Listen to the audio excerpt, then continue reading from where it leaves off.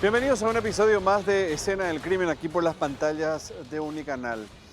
La historia que les voy a contar hoy es una de aquellas que envuelve muchas situaciones, que envuelve circunstancias que también encierran mucha violencia, mucho enojo, en algunos casos maltrato, violencia y las connotaciones de un sistema que hasta hoy día sigue muy arraigado en nuestra cultura, que es el criadazgo, y que aquí en Escena del Crimen esta es la segunda vez que vamos a ver una situación parecida, con una connotación así, es decir, gente que como represalia de los castigos de la violencia psicológica y física que sufre, desemboca o explota en ira, se convierte, dicen algunos hablando rápido, y terminan asesinando a aquellos que los hostigaron por mucho tiempo.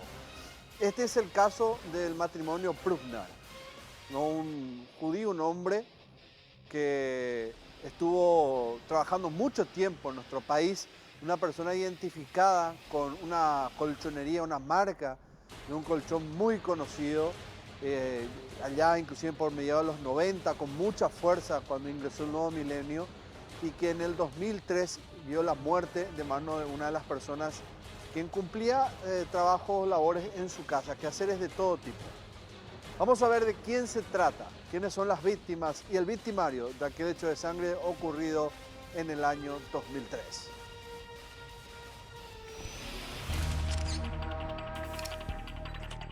Perfiles. Víctimas.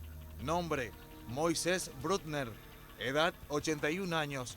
Nacionalidad: paraguaya. Domicilio: Barrio Obrero, Asunción. Profesión: empresario. El hombre fue asesinado en su vivienda mientras descansaba con su esposa. Nombre: Lidia Antola de Brutner. Edad: 76 años. Nacionalidad: paraguaya. Domicilio: Barrio Obrero, Asunción. Profesión: ama de casa. Victimario. Nombre: Teodosio Duarte Cañete. Edad: 20 años. Nacionalidad: paraguaya. Domicilio: Barrio San Miguel, Capiatá. Profesión: vendedor. Según la fiscalía, el muchacho participó de cómplice en el hecho debido a que sus patrones lo maltrataban constantemente.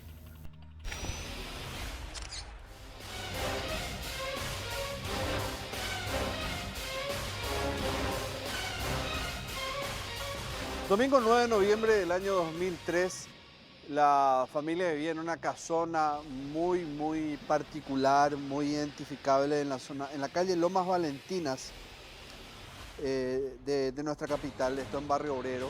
Era una casa muy conocida porque resaltaba, se imponía por sobre otras casas de esa misma calle. Se los conocía y bastante, una familia con mucho poder económico en la época. Eran bastante conocidos no solo por la cantidad de dinero que tenían, por la firma que manejaba el hombre, sino también por ciertos comentarios, chismes, los rumores que había entre los vecinos de cómo era este hombre con sus empleados, con aquellos que trabajaban para él, no solo en la firma de colchones, sino que también en la casa, porque él no tenía hijos, el matrimonio no tenía hijos, pero sí a muchas personas que dependían laboralmente de él. Tenía la servidumbre, como también otros estilan llamar, y generalmente los comentarios de entre ese grupo de empleados no era el mejor para con el patrón, para con el que administraba todo. La mujer, más joven que él, en algún momento fue parte de ese plantel de empleados, se destacó por sobre ellos cuando comenzó a mantener una relación amorosa con este hombre y posterior a ello contrajo matrimonio. Fue su segunda esposa, por cierto. Y ahí comenzaron a vivir juntos en esa casa, una casa bastante grande, dos personas. El resto era parte, como les decía, del servicio doméstico, el quehacer doméstico en la casa. De entre ese grupo de personas había uno principalmente que se destacaba, un joven que venía del interior del país a la capital, que se lo trajo para cumplir estos labores domésticos. Pero algo había de raro en toda esa situación. Había una vivencia no normal, un ambiente muy pesado, muy dentro de la casa que muy pocos conocían. Poco porque era poco lo que se veía desde afuera, una casa de grandes portones, de muy poca vida social con el vecindario, hacía que muchos más bien se imaginen situaciones que pasaban dentro de la casa, y por los comentarios de los que trabajaban para la familia, que sí salían y sobrepasaban esos portones, era que muchos se imaginaban qué es lo que ocurría ahí. Pero no nos quedamos nosotros con sola esa versión, sino que hoy van a también escuchar el testimonio de algunas de esas personas que en algún momento trabajaron para los Brutner. En particular, el joven que hoy es protagonista de este hecho de sangre fue el que vivió una de las experiencias más traumáticas. Y ojo, porque esto no es que está justificando lo que él hizo, sino que simplemente son los condimentos, son las cuestiones que fueron envolviendo a esa situación que desembocó en una muerte brutal que ocurrió dentro mismo de la habitación matrimonial. Esto pasó allá cuando ya estaba acabando el año 2003, noviembre, más o menos la primera semana de aquel 11º mes del año.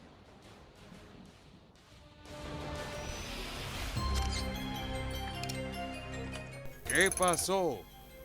La oscuridad se había apoderado por completo de la calurosa noche azucena. Eran las 23 horas del domingo 9 de noviembre del año 2003, cuando los desesperados gritos de auxilio de un muchacho de 20 años obligó a todo el barrio obrero a levantarse de la cama. Hasta ese preciso momento, el griterío y ruidos que se hacían intensos minutos antes no parecían llamar la atención, pues el barrio en aquel tiempo no se caracterizaba precisamente por el silencio nocturno. Y justamente una de las vecinas que queda la casa pegadita a la muralla, yo le dije, vos no escuchaste nada, porque como yo vivía cruzando México, me dijo ella, yo escuché gritos. ¿Y por qué no accionaste? Me dice, yo pensé que era en la calle, porque cuando eso acá teníamos un antro, vamos a decir, sobre Antequera, que donde se reunían muchos drogadictos y eso, y siempre pasaban en barra, gritaban, rompían botella, entonces ella no le prestó mucha atención a esos gritos que sí escuchó. O sea que era una situación, digamos, un poco normal en el barrio de que haya un poco de ruido. Sí, realmente aquí en esta zona sí, porque ese lugar que te digo está sobre Antequera y Quinta, entonces generalmente bajaban hacia la Chacarita, ¿verdad? O pasaban por acá y era así, movimiento y ruido. De repente rompían cosas, gritaban. Entonces no era algo anormal lo que escuchó la vecina. La imponente casa número 450 de la calle Lomas Valentinas, perteneciente al empresario Moisés Brutner, se distinguía entre las demás residencias del barrio por sus portones de al menos 3 metros de altura, y aquella noche se había convertido en la escena de un estremecedor crimen.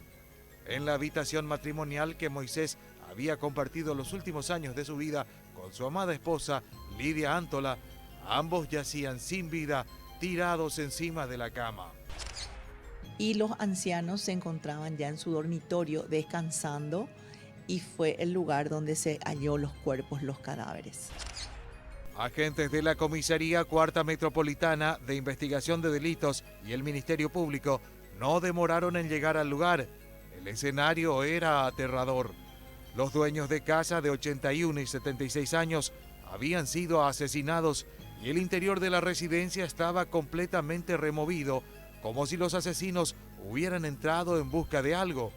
Inmediatamente los vecinos del lugar vieron rienda suelta a comentarios sobre las constantes desavenencias entre el fallecido y su servidumbre, situación que rápidamente fue trenzando hipótesis sobre lo ocurrido.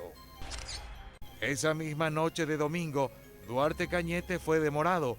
Para la policía era importante conocer su relato sobre los últimos minutos de vida de la pareja que lo había empleado y el porqué de la inacción de las 2 enormes mascotas que tenían, unos perros guardianes que generalmente estaban dispuestos a matar a quien cruzara aquellos portones. Y en otra ocasión yo pasaba también porque siempre iba hacia mi casa y los perros me salieron, ¿verdad? Y tal fue el susto, ¿verdad? Porque me saltaron, eran 2 pastores alemán grandotes y que eran incontrolables. Realmente ni por el portón no podías pasar vos cerca. A mi tía le agarró y les tiró del pantalón. O sea que eran animales muy bravos.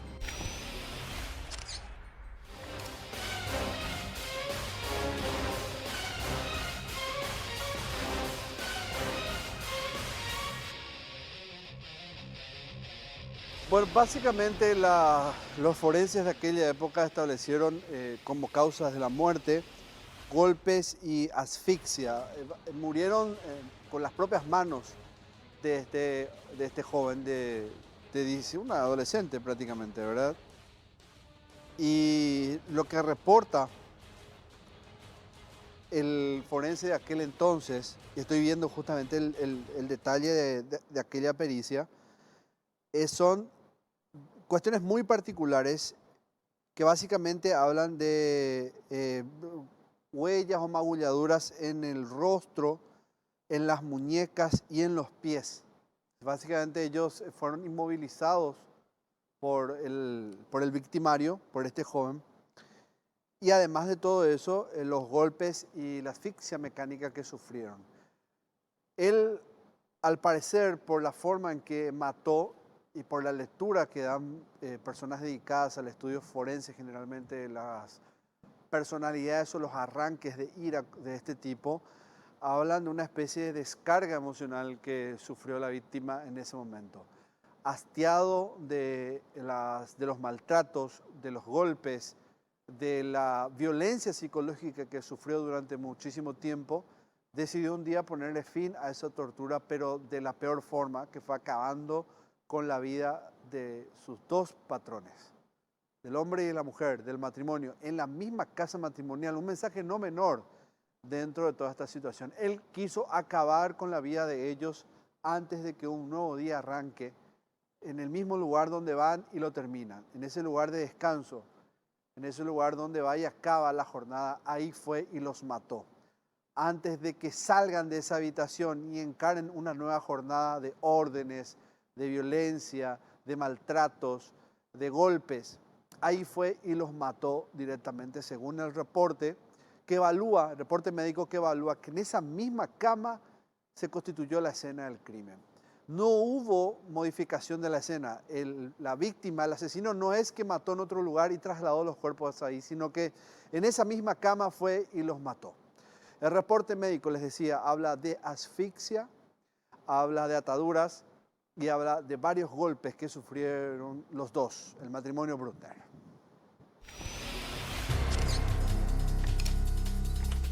Heridas que hablan.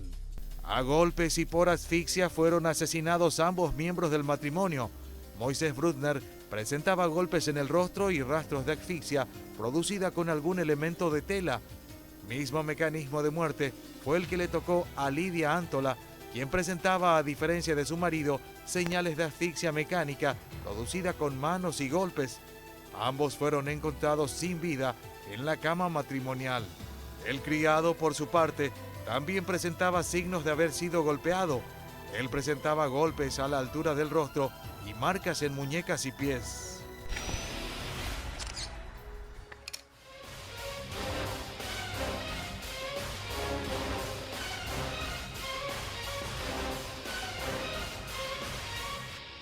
Pero ¿quién era Moisés Brunner? 81 años, de nacionalidad paraguaya, de domicilio en el barrio obrero de Asunción. Un hombre dedicado, como les decía, a la firma de los colchones, de la fábrica de colchones.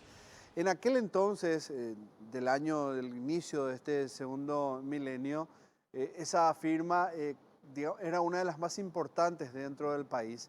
Sobresalía, usted va a recordar la firma Tigre, que era la que se imponía. Hoy día hay muchas en el mercado, pero él sin duda era uno de los principales que competía en el mercado. Es por esto y otras cuestiones que les hablaba anteriormente que Brunner era un hombre bastante conocido, respetado, una persona de un carácter fuerte, impulsivo e imponente. Así se lo recuerda a este hombre, a una de las dos víctimas del doble homicidio del 2003.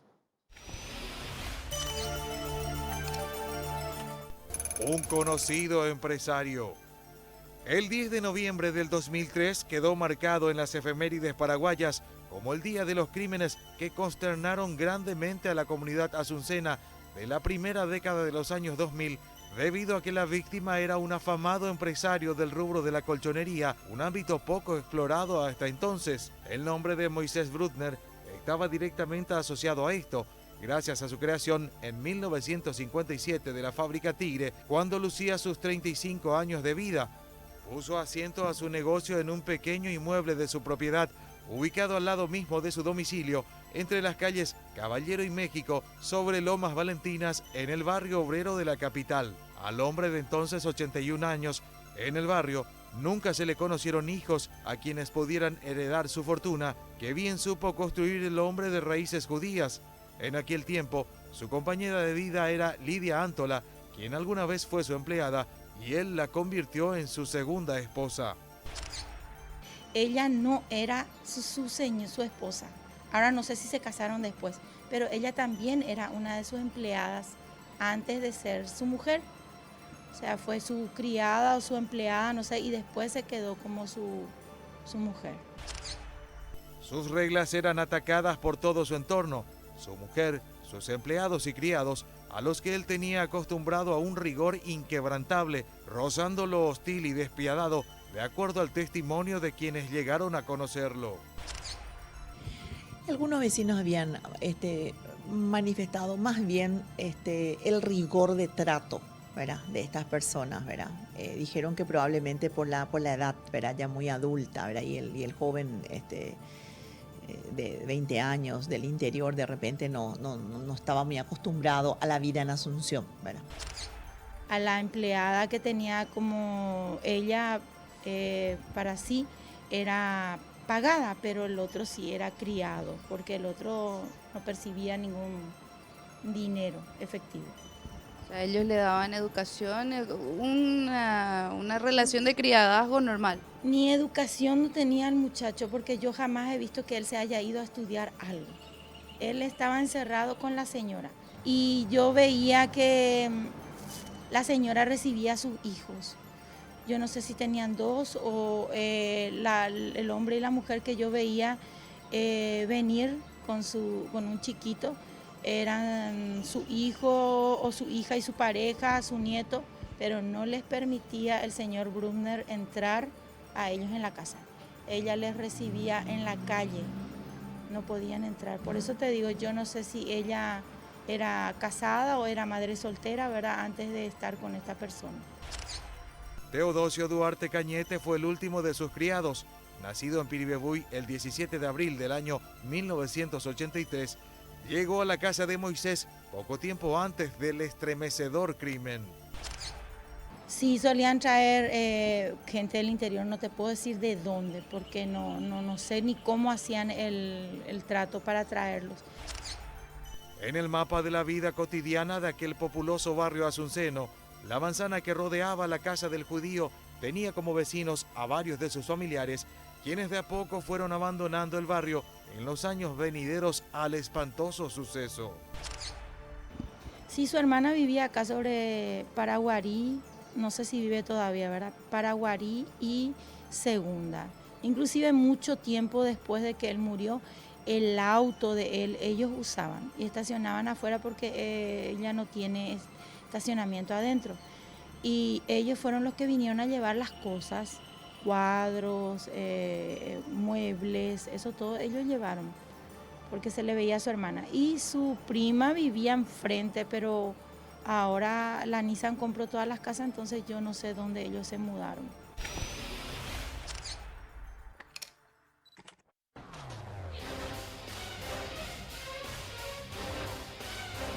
Vamos a ir a una breve pausa. Al volver estamos relatando, narrando el caso, el doble homicidio del matrimonio Brutner ocurrido en noviembre del año 2003, según la investigación, a manos de uno de los criados, aunque la condena falló no puntualmente sobre la culpabilidad directa de quien hoy figura como el supuesto, hay que decirlo así, homicida, sino que como cómplice. Una investigación bastante compleja, pero que le iremos develando a la vuelta de la pausa. Breve corte y enseguida volvemos.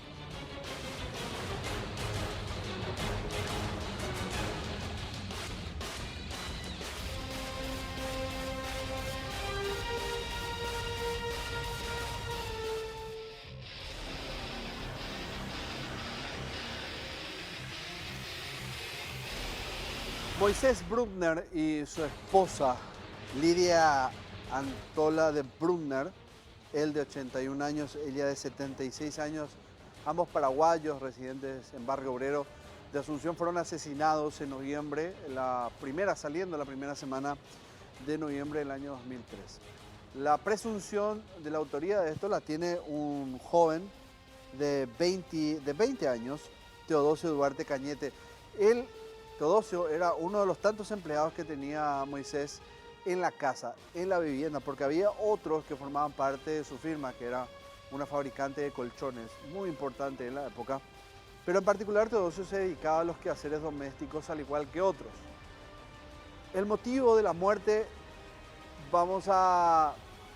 iremos develando un poco cuál fue la responsabilidad, qué realmente es lo que él lo motivó a llegar a este punto muy alto de ira, de molestia, de violencia, que lo lleva a determinar o acabar con la vida de las personas que lo empleaban. Él se encargaba generalmente de los quehaceres, como les decía, de la casa en general, el mantenimiento en general de esta casona que estaba en el barrio Loma Valentina, en la calle Loma Valentina, esto en Barrio Obrero, y que tenía bajo su responsabilidad prácticamente la administración de la vivienda. De ahí la importancia de Teodosio por sobre el resto de los empleados. Pero, ¿qué fue lo que él dijo una vez que la policía comenzó con... Y ya vamos a ir a lo que es el inicio del ojo del investigador. Pero ¿qué fue lo que él llega a contar? Porque como fue uno de los más cercanos al matrimonio, evidentemente que la policía lo primero que sospecharía es que alguien de ese entorno tuvo el acceso a la casa. Vamos a la versión que él cuenta de qué fue lo que ocurrió ese 9 de noviembre y quiénes habrían matado a los dos. La versión del criado. Teodosio Duarte Cañete no tardó en aparecer como uno de los sospechosos del crimen y en la mañana del martes 11 de noviembre quedó detenido. Desde ese día se había ya decretado su prisión preventiva como sospechoso de haber participado en el crimen. Sin embargo, el criado y sereno de la casona Bruckner negó haber participado en el doble asesinato. Él alegó que los delincuentes ingresaron a la casa sin que él se percatara, lo golpearon en el rostro y lo maniataron para que no lograra defender a sus patrones. Todo apuntó a que había una persona ahí que dio una versión, ¿verdad? Pero que era raro acercarnos más a lo que él decía de lo otro, ¿verdad? O sea que sospechando por él, ¿verdad? Semi-inconsciente, según su relato, intentó desatarse, situación que se convirtió en una difícil tarea hasta que logró hacerlo cuando ya los atacantes habían abandonado la casa. Él mismo se había desatado, ¿verdad? Y fue a lo de un vecino a solicitar ayuda, ¿verdad? Después de los hechos. Al desatarse, halló los cuerpos de los ancianos en la habitación matrimonial y rápidamente salió a la calle a pedir auxilio. El robo se convirtió así en una probabilidad con muy poca fuerza probatoria, considerando ciertas circunstancias que hacían a la policía dudar sobre su inocencia.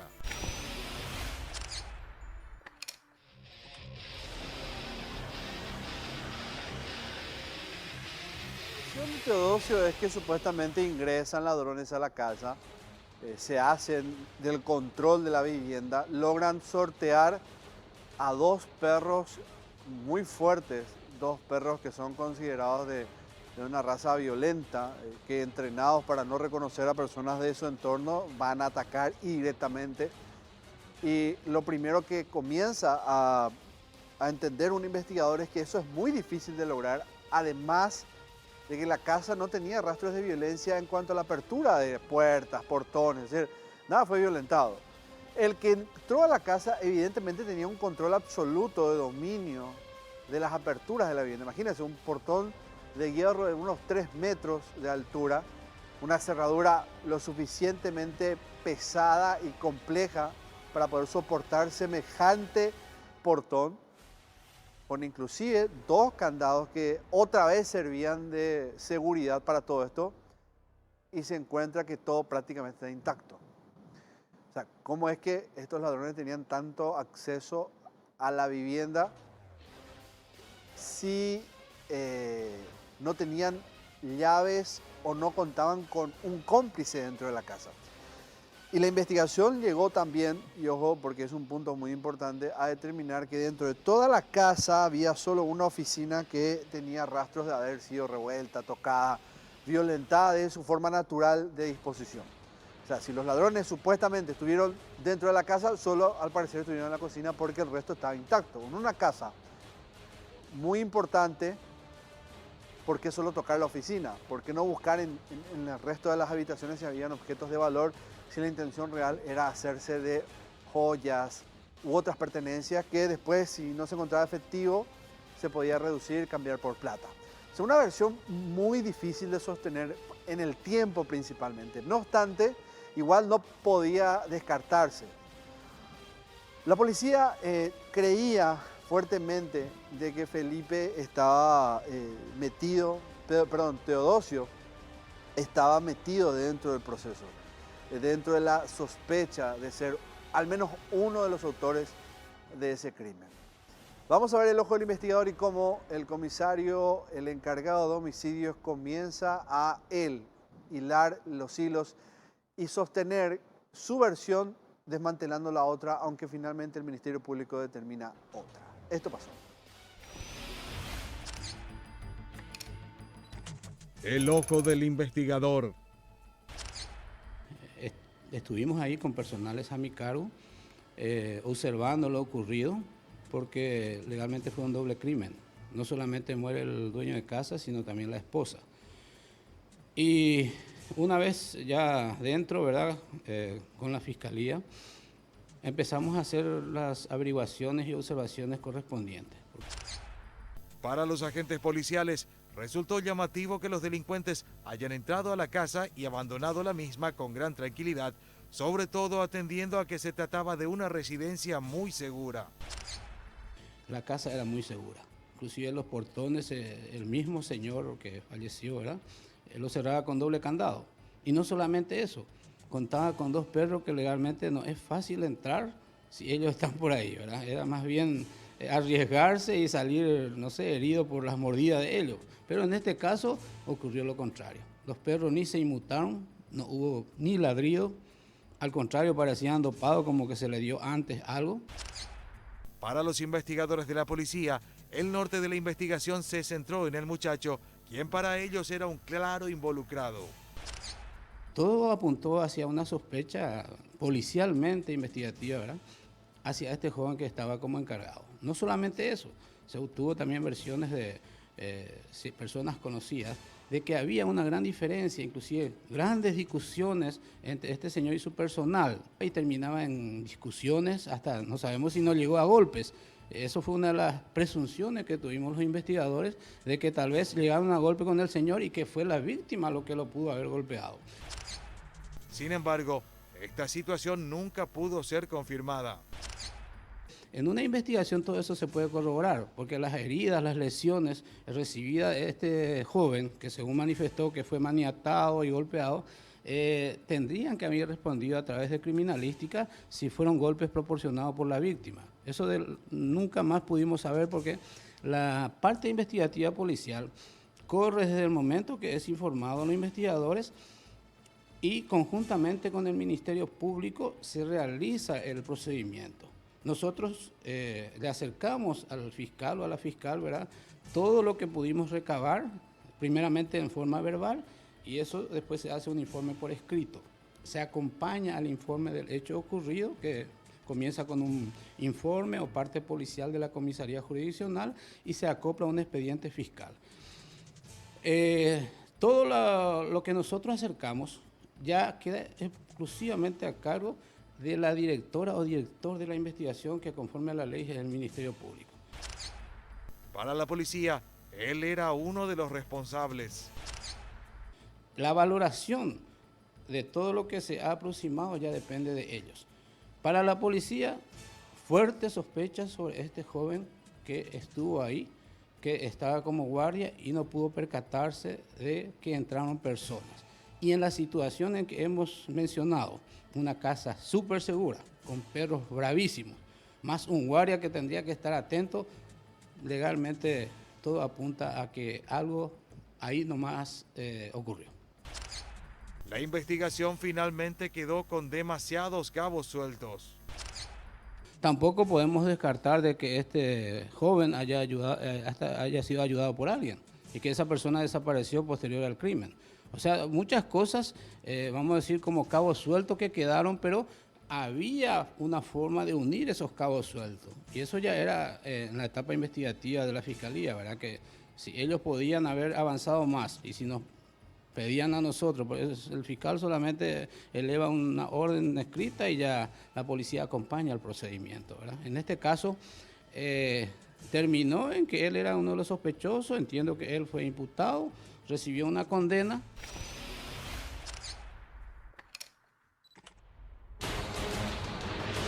Teresa Sosa es la fiscal de este caso. Teresa Sosa, que pasa a ser una pieza también fundamental dentro de la pesquisa porque es la directora de la investigación, la cabeza de la misma, la policía, el brazo ejecutor. Usted ya escuchó varias veces esto, ¿verdad? Y digo en este tono porque había dos caminos. La policía tenía una teoría y la fiscalía apuntaba a otra. La policía, digamos, en ese trabajo de campo que hace mucho más que el agente fiscal, está más, digamos, metido en la calle, hurgando, escuchando informantes, hablando con los vecinos. Tiene ese toque mucho más directo con la primera fuente que el Ministerio Público. Generalmente pasa eso, no digo en todo o con todos. Pero en este caso en particular, la policía sostenía Teodosio es un sospechoso importante dentro de todo esto, porque no puede ser que si es el que queda en la casa, la vivienda no fue violentada, los perros no reaccionaron, no hay rastros de violencia, que ni siquiera no se escucharon ladridos, porque los vecinos no destacaron eso, no se logra sostener por parte del Ministerio Público la versión que sostenía la policía. Por más que hayan dicho que los perros supuestamente fueron drogados para no reaccionar. Lo cierto es que el Ministerio Público se queda con una versión y sostiene esta hasta el día de juicio, donde lo pone a Teodosio como un supuesto cómplice. De ahí es que van a entender al final por qué la carga de condena, por qué es que se le da esa cantidad de tiempo. Lo raro es que nunca después se encontró a los verdaderos autores del hecho, es decir, a los autores materiales del crimen, si es que él solo fue el del papel de facilitador del ingreso a la casa. Vamos a escuchar lo que sostenía el Ministerio Público en aquel entonces. ¿Por qué decidió ir hacia la teoría o sostener la teoría de la versión del capataz o sostener la mezcla o algo de la versión del capataz diciendo que él solo fue alguien que permitió el ingreso de los asesinos y no el asesino como tal? Esto ocurrió.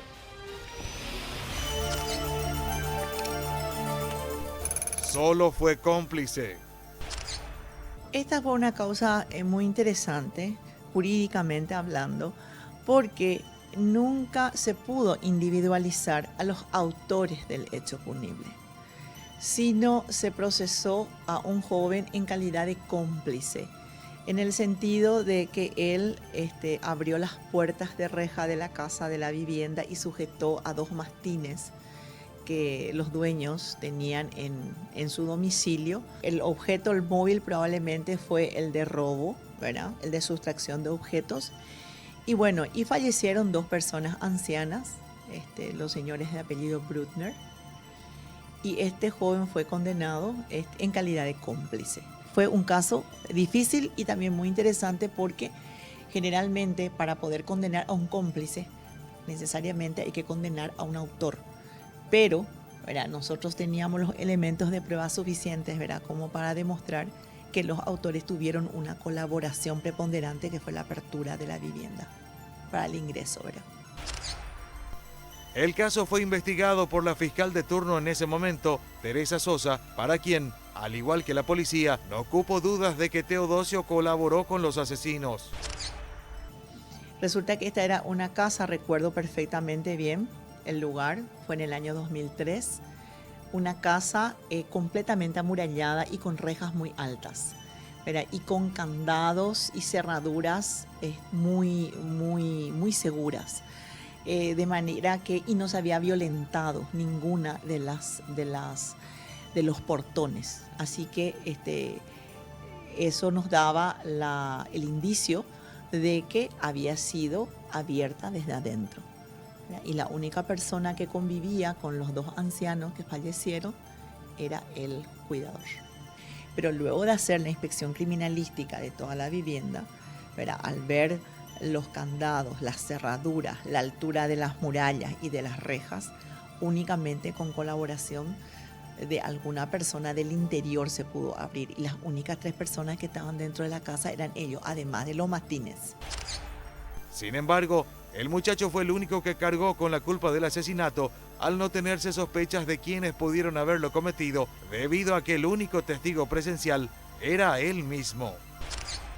En ese entonces, los investigadores del Departamento de Homicidios, de Investigación de Delitos de la Policía Nacional, ellos tenían la hipótesis de que esta persona pudo haber sido amenazada de muerte, él o su familia, por estas personas, y él entonces pudo haber accedido a colaborar. Pero esa era una hipótesis, ¿verdad? Que al final no se pudo probar, ¿verdad? Esa hipótesis, y el joven prefirió abstenerse y no hacer uso de su derecho a prestar declaración indagatoria.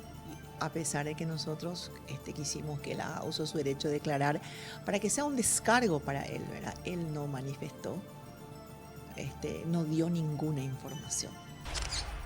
Para la Fiscalía, una de las hipótesis que quedaron en la nebulosa giraron en torno a las actividades económicas de Moisés Brutner.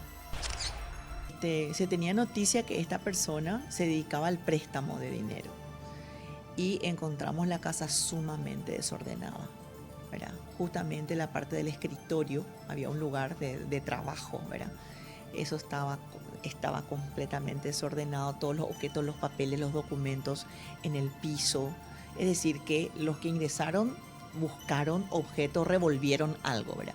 No llegamos a poder determinar qué es lo que se sustrajo, porque las únicas 2 personas que vivían en la casa eran ellos, y los parientes tampoco supieron indicarnos, ¿verdad?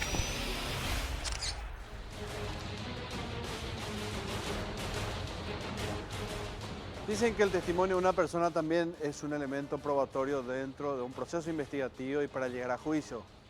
Claro que eso tiene que estar respaldado también por pruebas físicas. Teresa Sosa entendió que la declaración de una vecina de la zona que aseguró ver a 2 personas sin identificar correctamente, cuenta de que habían personas, 2, que estaban esperando ingresar a la casa, y hasta inclusive los oyó decir algo, los escuchó, algo que pasa a ser una frase que podría acercarse como pieza, digo, de un rompecabezas del Ministerio Público, porque la Fiscalía sostiene de que Teodosio fue el que les permitió ingresar y que fueron realmente otros los que mataron. Lo que va a decir esta mujer para la escena del crimen es tal vez algo también que sostenga o que sostiene la versión del Ministerio Público. Un testimonio que pasa a ser clave dentro de toda esta investigación. Venganza de criados. La tarde del domingo 9 de noviembre caía lentamente. Una vecina del barrio obrero regresaba a su domicilio cuando de paso escuchó una conversación que en ese momento precisamente no le llamó la atención. Y ya era medio de tardecita noche, las 7, 7:30, 8 por ahí. Y al llegar en la esquina, primero lo me dio miedo porque 2 personas sentadas ahí, bueno, pasé al costadito y escucho, Neiraco o abrí la portón, y el otro le dijo, Gesara, y picó. Y bueno, después continuaron la conversación, pero yo no presté atención, más bien yo pensé de que eran 2 muchachos que estaban esperando que sus novias le abran la puerta, o porque había un inquilinato acá en la esquina. Y donde está la Nissan ahora actualmente era un inquilinato. Sin sospechar nada, ella continuó su camino. Aquella noche, esos 2 desconocidos habían convertido la antigua casa de los Brutner en el escenario de un atroz crimen y ella recién se percató de que vio a los asesinos cuando los detalles del caso empezaron a salir a la luz.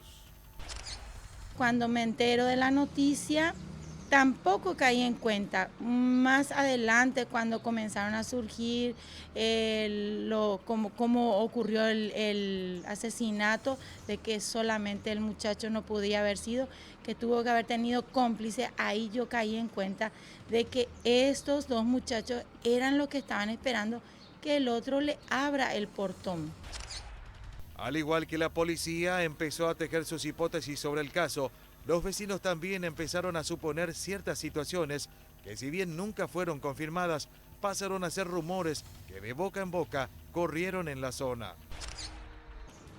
De hecho, como sabemos, tenían dos perros sumamente bravos, que uno no pasaba por ahí, por esa cuadra no se pasaba luego.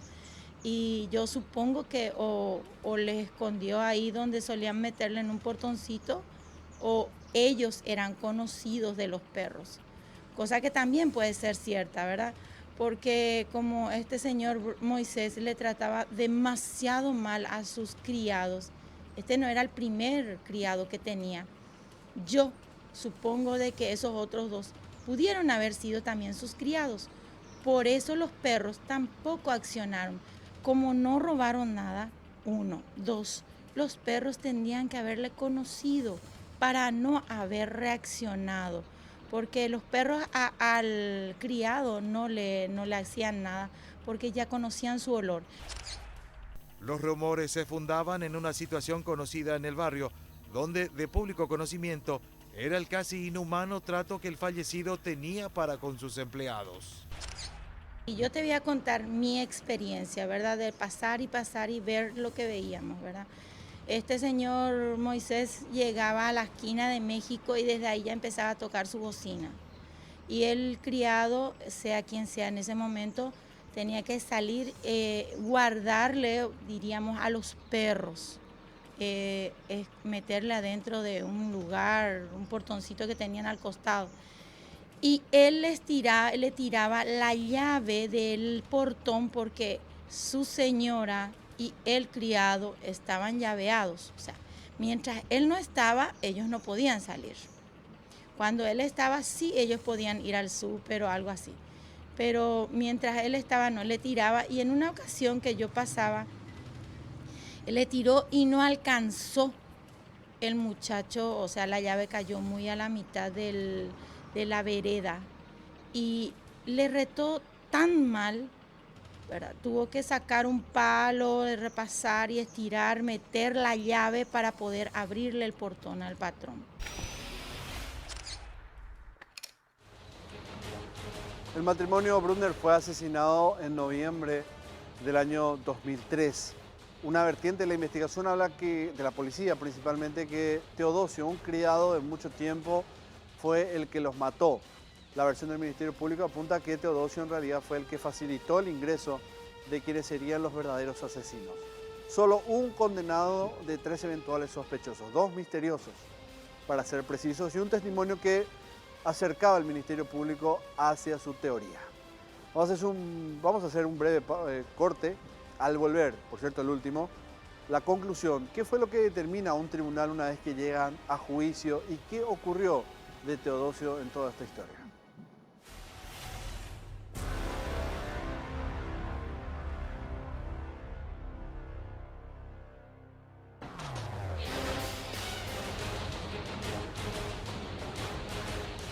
Moisés Brunner y Lidia Antola de Brunner fueron asesinados al finales, ya acabando el año 2003, en su propia casa, en su habitación, sobre la cama.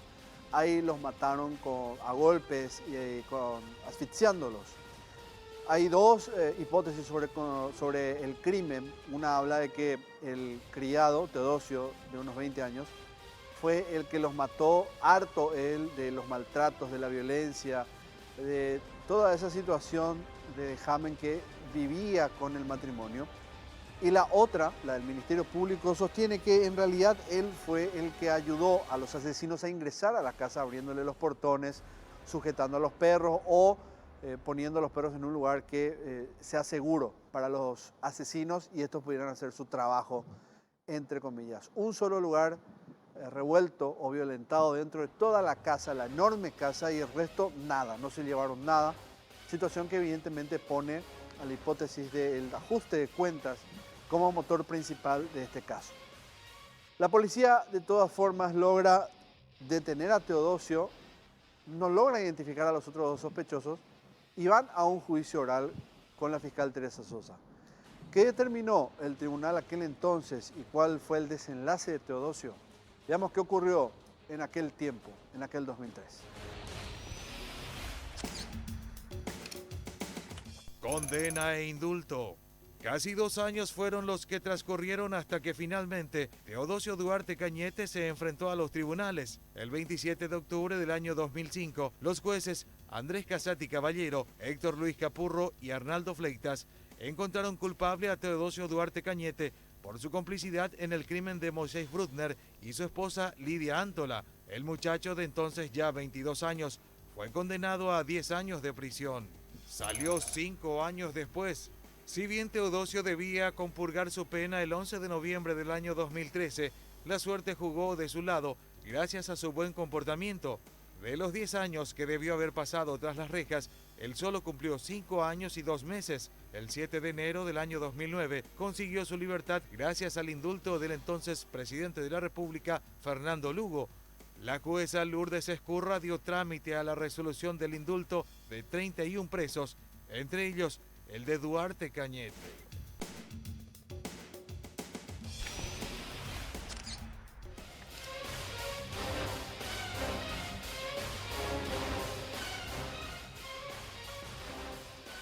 Bueno, sin duda la aplicabilidad de la pena estuvo muy en duda, muy compleja y quizás muy subjetiva para muchos, pero la interpretación de los investigadores en aquel entonces fue esa. Lo cierto es que este joven hoy está libre, al menos no sabemos mucho de él en relación a a qué se dedica hoy con 36 años. El crimen, de alguna manera, para muchos quedó impune porque no llegó a resolver realmente, de una manera acabada, fehaciente y determinante, si cuál de las dos hipótesis es la cierta, la versión de la policía o la versión del Ministerio Público. Punto final de este capítulo de Escena del Crimen, a la vuelta en esta edición 2020. Muchas gracias a la familia Óptica Carrón por las gafas de siempre ahí en Cerro Corá y Tacuarí, así que visítenlos porque siempre están con ofertas para todos ustedes, principalmente ahora al retorno de las fiestas, así que vayan y visiten a la familia Acosta Imas. Muchas gracias por el seguimiento de siempre y encaremos juntos un año más aquí en Escena del Crimen. Adiós.